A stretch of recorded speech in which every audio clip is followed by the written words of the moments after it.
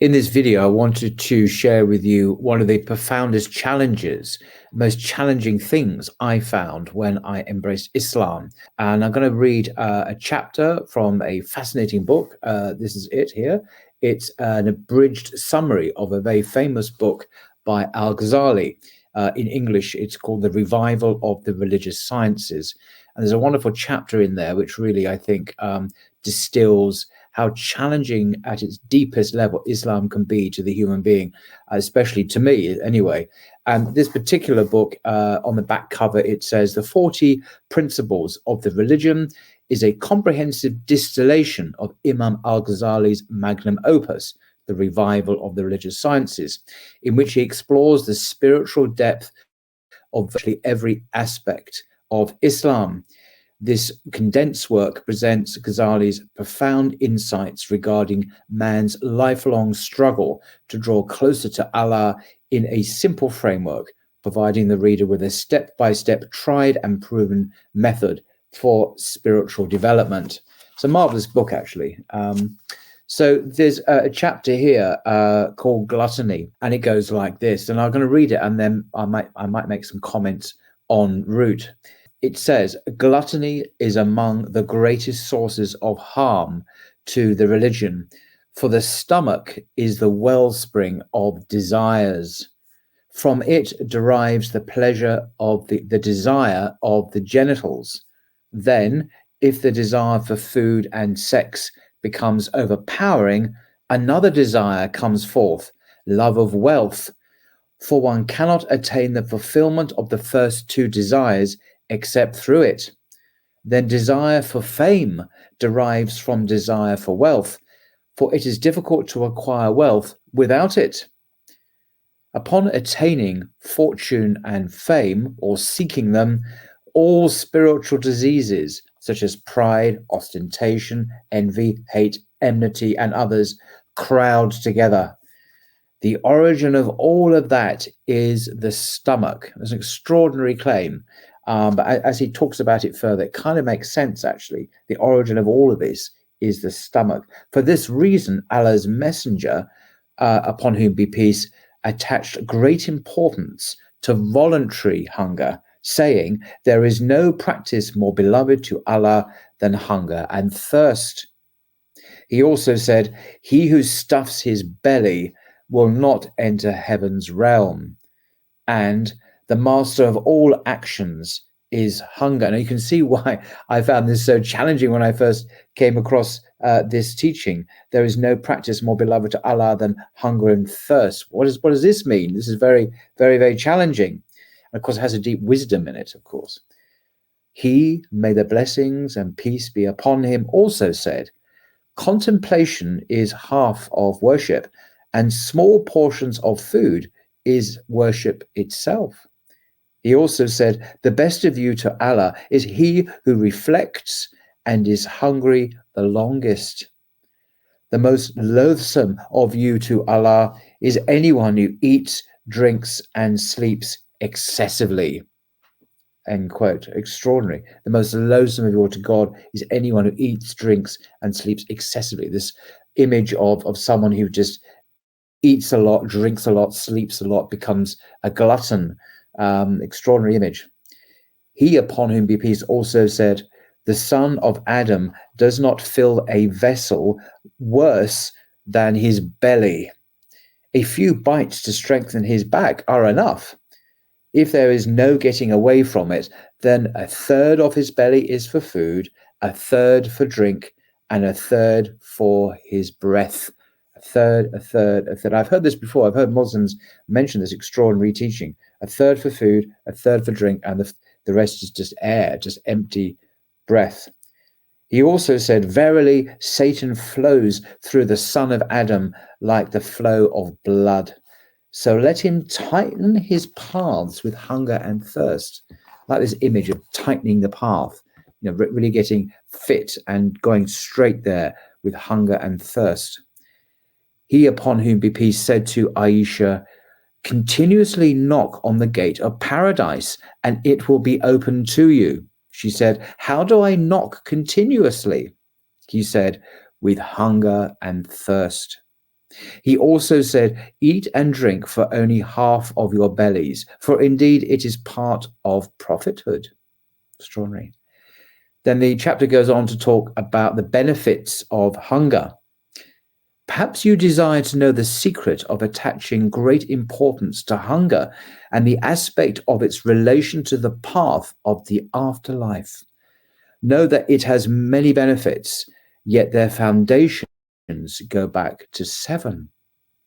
The first of them is clarity of the heart and keen insight.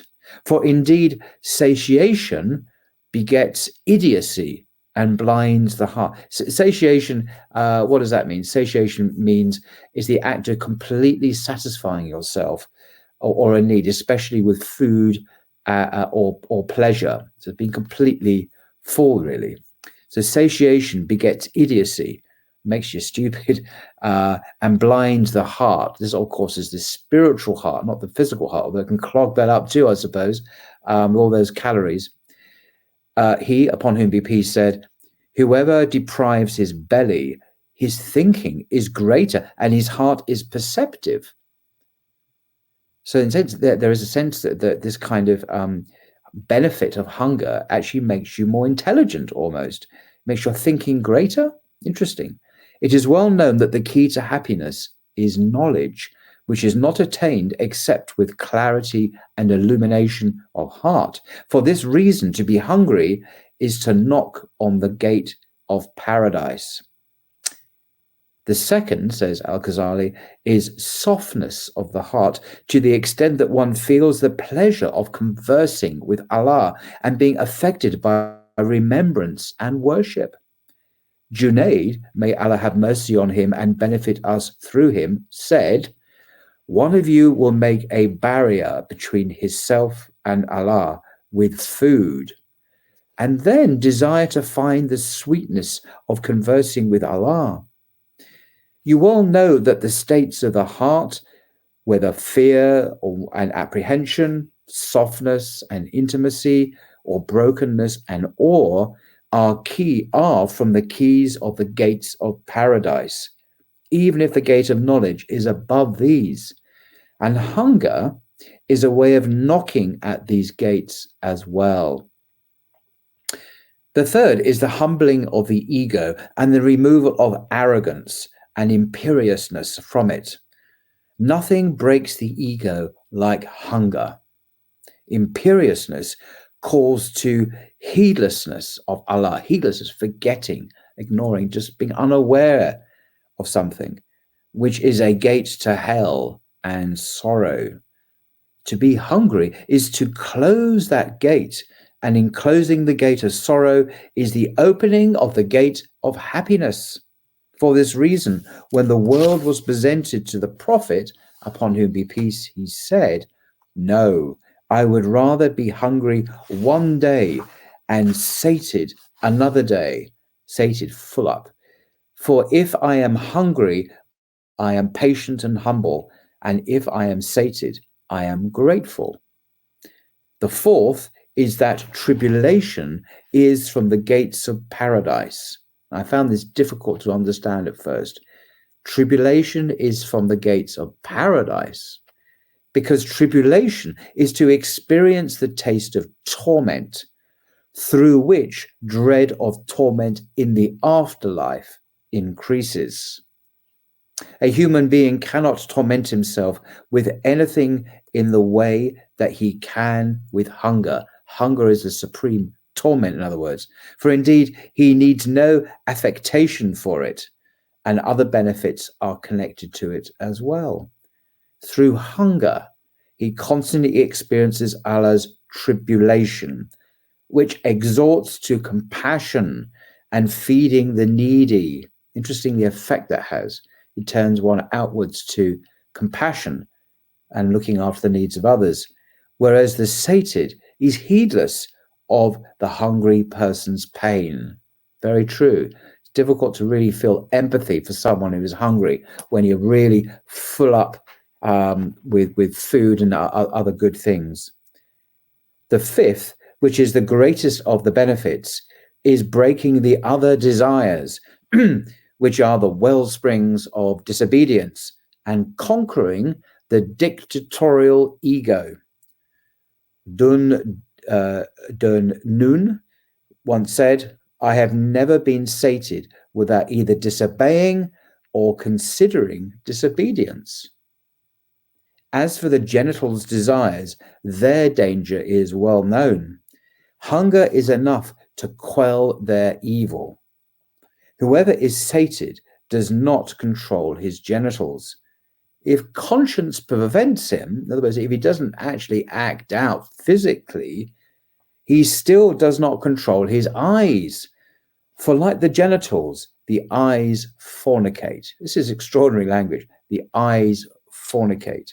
Actually, it really reminds me of the Sermon on the Mount, words attributed to Jesus in Matthew's Gospel, where he says it's not just adultery one shouldn't commit, the action, one should not lust in one's heart. So the niyat, the intention, the purity of the heart is so important. And of course, that's very Islamic. And Al-Ghazali continues, all acts of disobedience committed by the seven limbs are because of the strength attained through satiation. This idea of being completely just full up and satisfied in that kind of bodily sense. A wise man once said, no desire whatsoever will interfere with anyone desirous of Allah's pleasure who endures eating nothing but plain bread for a year. When he eats for only half his belly, Allah will lift the burden of lusting for women from him. End quote. Aisha said, quote, the first invocation to occur after Allah's messenger was satiation. The first innovation after Allah's messenger was satiation. Verily, if a people's bellies are sated, their egos defy them and turn to the world. So the first innovation, the first novelty that occurred was this idea of just being satisfied physically, bodily, with lots of food. The sixth is lightness of the body for prayer, vigils, and worship, and the removal of sleep that prevents worship. Indeed, the capital of happiness is one's lifespan. So one's entire life, the duration from birth to death, is the capital, is the money, if you like, of happiness. What we do with it, how we spend our lives, is the capital of happiness. Sleep detracts from one's lifespan and thus preventing worship, and its foundation is excessive eating. Abu Sulaiman ad-Durrani said, 6 traits enter the character of whoever is sated: losing the sweetness of worship, difficulty in memorizing wisdom, no compassion for the creation, because if he is sated, he thinks that all creation is sated. Again, how difficult it is to think of others going without and being hungry if one is full up and hungry and satisfied with food. Heaviness of worship. This is the 6 traits that enter the character of whoever is satiated. Heaviness of worship, increase of desires, and hanging around garbage while the rest of the believers hang around mosques.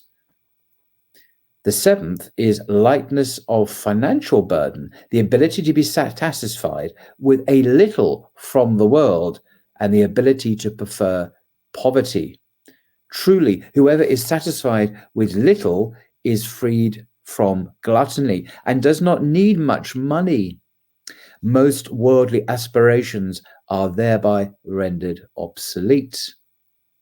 Whenever he wants to take a loan to fulfill his belly's desire, he instead takes from his self and abandons the belly's desire. Whenever it was said to Ibrahim ibn Adham that a thing was too expensive, he would reply, cheapen it with abandonment. Cheapen it with abandonment, very witty. But how do we reduce eating? And this is where what Al-Ghazali says now, I think is strikingly modern, actually. And I'll explain in a minute why. Yeah, how do we eat less? I mean, I was in the States recently. I'm not blaming America, but it's just a very clear example. I mean, there's this food advertised everywhere, the restaurants everywhere. The food's very good. It's not that expensive for many people, for most people, I think. And the temptation's easy just to be satiated, just to be full of food, fill up one's belly completely, and of course one gets fatter and fatter and fatter, and with all the consequences that Al-Ghazali is enumerating in terms of the damage it does to our spiritual life in many, many ways. So how do we reduce eating? This is such an important question. So he writes, perhaps you say satiation and eating a lot has become normal to me. So how do I leave it? So characteristic of many of us in the West. It's normal now. Know that doing so is easy for whoever wants to do it gradually. This means simply decreasing a little bit from the food one eats daily, until in a month's time, the amount of a bun or a roll has been decreased without being noticeable, and minimizing food has become normal. Furthermore, if you desire to minimize, then you should pay attention to time, amount, and type.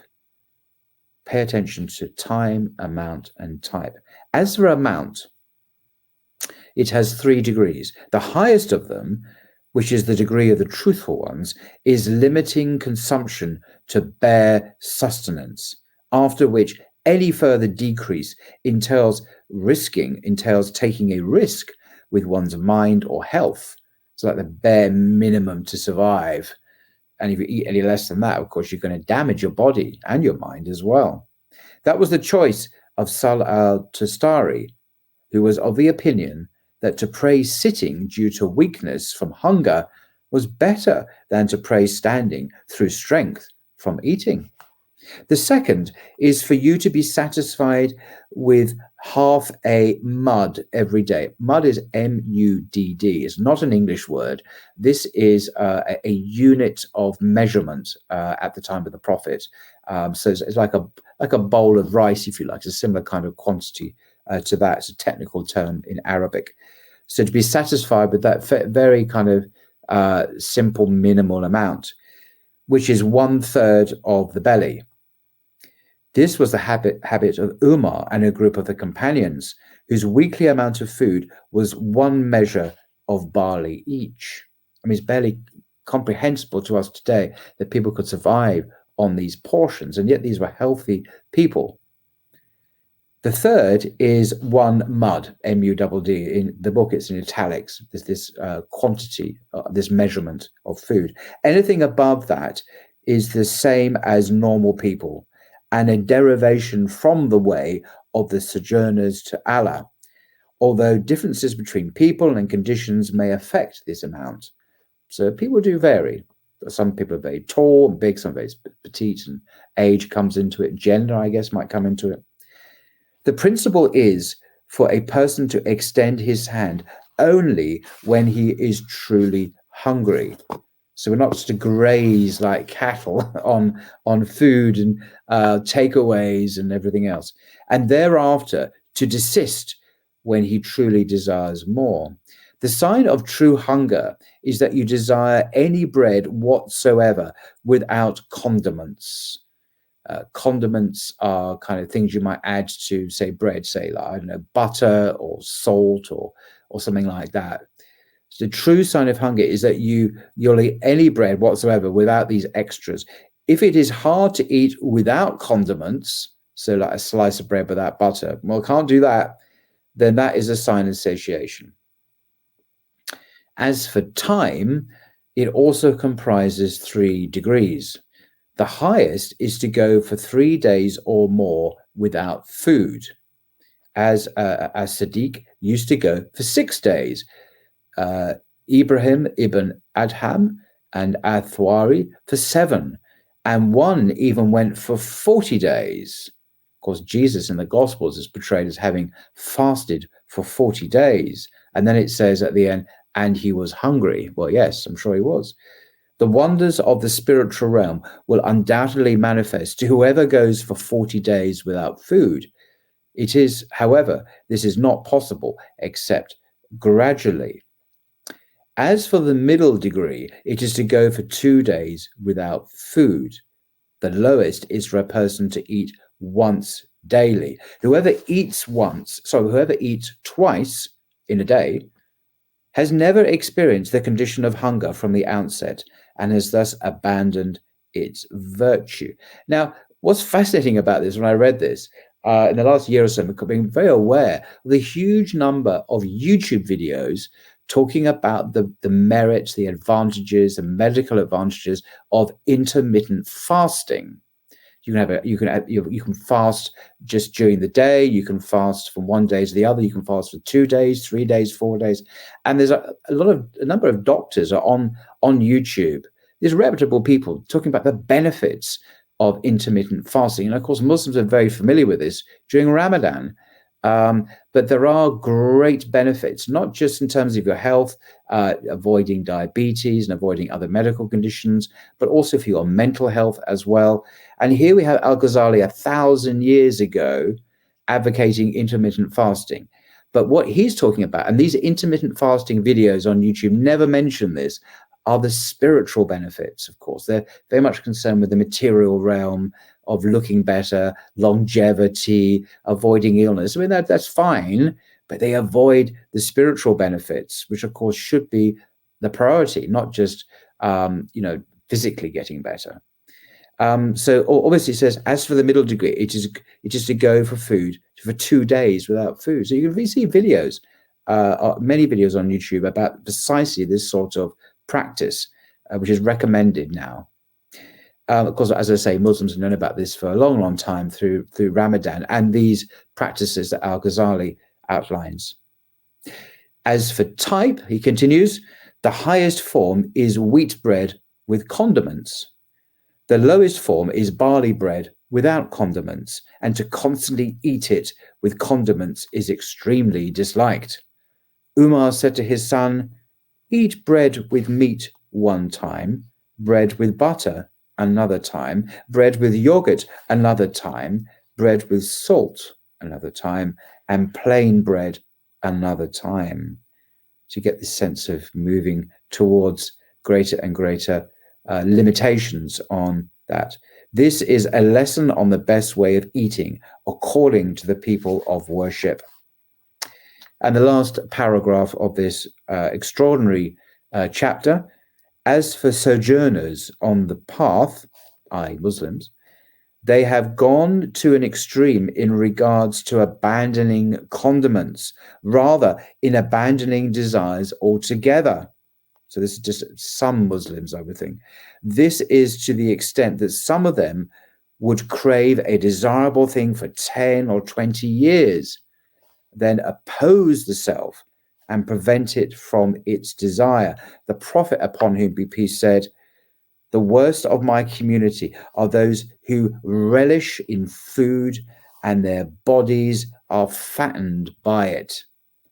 Their only concern is the colors of food and clothes, and they walk with affectation. They kind of pretense, look at see how I appear, look at me. End quote. We have already explained the way of the pious predecessors in regards to abandoning desires in the book Breaking the Two Desires from the Revival, which of course this is the abridged summary of precisely that book. So this is very, very challenging teaching. It was challenging them probably, but it's even more challenging, I think, to me in this day and age where we are overwhelmed with consumerism and where the whole system, the economic system, is there to push us to consume more and more, eat more and more. So we have an increase in obesity, epidemic proportions, and all the diseases that go with that. We've got diabetes, famously. I went to one Middle Eastern country a year or so ago, and I was shocked to realize the number one killer there wasn't cancer or road deaths or accidents, whatever. It was diabetes, and that's directly to do with obesity, of course. And then this was actually a Muslim majority country as well, shockingly. And I think this, in the past, this society hadn't dealt with this problem, and it suddenly took on board consumer capitalism. Like it suddenly, boom, they went for it, and based on their great material wealth and oil and so on. And of course, the population have just been completely, or many people have been completely, overwhelmed by consumerism and all the gluttonous temptations it presents to us. So, yeah, I just wanted to share that. I think that this book is full of extraordinary spiritual insights, the 40 Principles of Religion, and maybe I'll do some more videos on other chapters and the challenges they present to me, as this challenge certainly has, and perhaps to many of us to live different lives that please God, and ultimately, inshallah, will lead us to success in the next life, inshallah. Until next time.